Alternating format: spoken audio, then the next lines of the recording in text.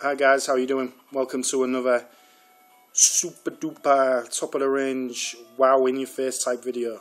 Not. Anyway, this video is more of the same. I'm on a bit of a roll with Game Boy at the moment, so I figured I'd share some stuff with you guys. A lot of what I'm going to be showing you, I don't know if you've seen any of my other Game Boy videos, but a lot of the videos that I'm doing at the moment with regards to Game Boy, they're not necessarily good games in the general sense of the word. They are just games that give me something as a child, or as a teenager, or whatever. And this is one of them. The game itself is not earth-shattering. It's not world-beating stuff. The honest truth of the matter is that there are a ton better games than this, even on the Game Boy. I really like this game because it reminds me of a great time. It reminds me of a beautiful place. Do you know what I mean? It reminds me of happy times and innocent days. The game basically is, if you want to get technical and nostalgic, if you want to get technical about it, then it's part of the Kunio Kun series, or Kunio Kun series, which is very popular in Japan. And the game centres around, it's basically just a game of football, but the kind of craziness of the characters is what makes the game unique. That and the fact that it plays kind of a bizarre game of football. There's no 11 men type things, there's no offside rules or any kind of technical aspects to the game. It doesn't play football like you would expect. You control one character in the game, which you choose at the start.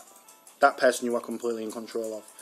You have no control over any of the other players other than to ask them to pass or ask them to shoot, which they don't always do. So that makes the game kind of intriguing, because on occasion you won't be doing actually that much. When you eventually do get the ball, it's about obviously trying to score and getting as many goals as you can. Games invariably end usually somewhat daft like 45 or something like that, or 28-12 or something.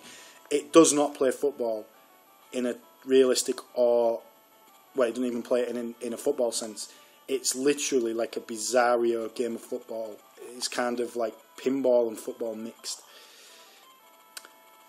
Anyway, I'm the one. If you look at the map right out at the bottom, I'm the one.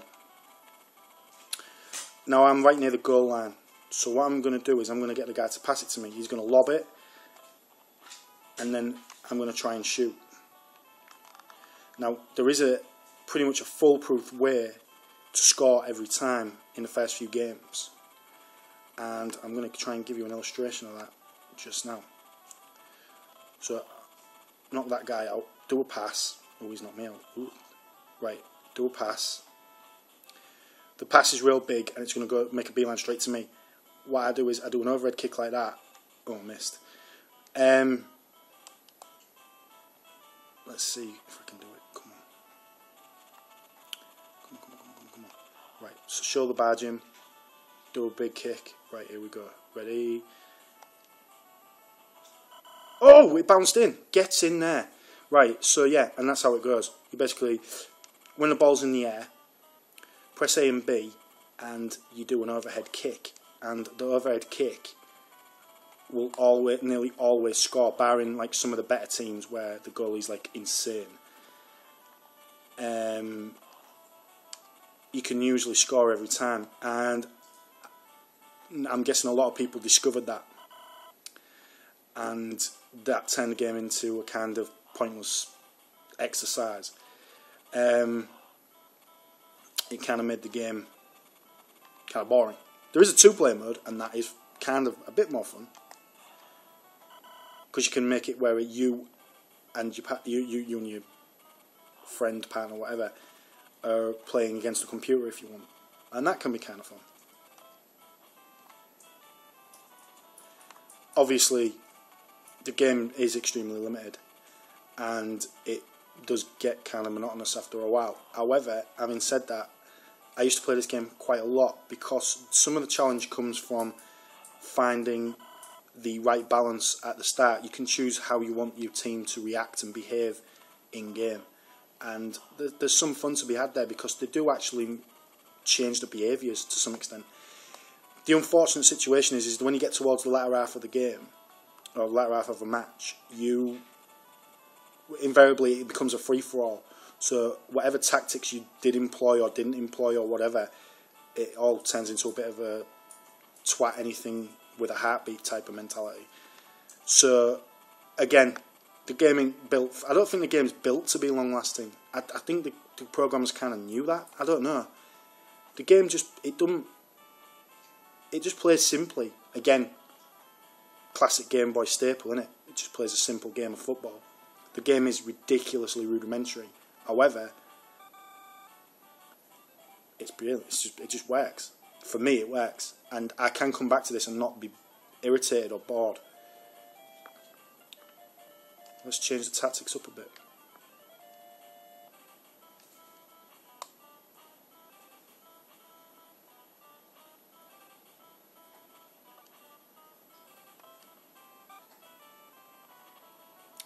So yeah, and it's more of the same really. It's just keeping yourself going and obviously trying to beat the other dudes.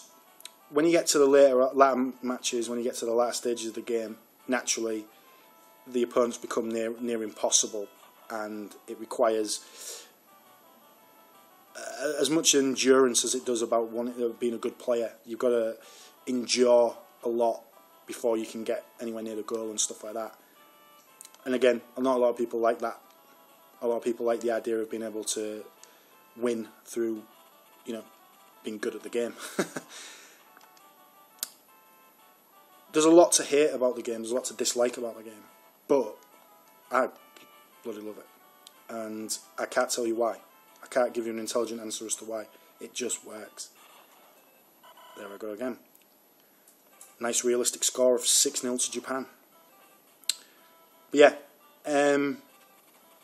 it don't play a realistic game. There's a million things wrong with it. You could nitpick at it till the cows come home. But you just keep playing.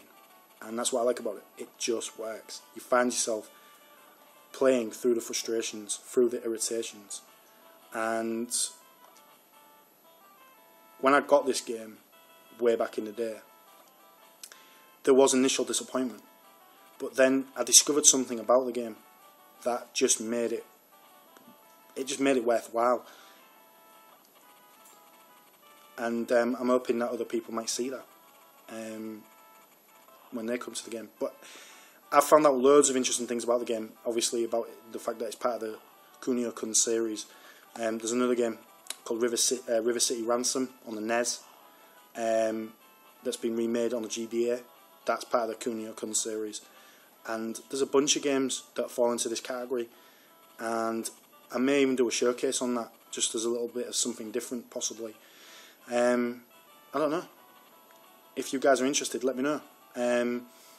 It's a great series of games, and you'll be surprised what games are part of that series. Things like Double Dragon, Renegade, these are all part of the Kunio Kun series, so it's worth, it might be worth having a look at that. But yeah, let me know what you think, guys. In the meantime, I'll leave the video there. Have a good one, and see you on the next.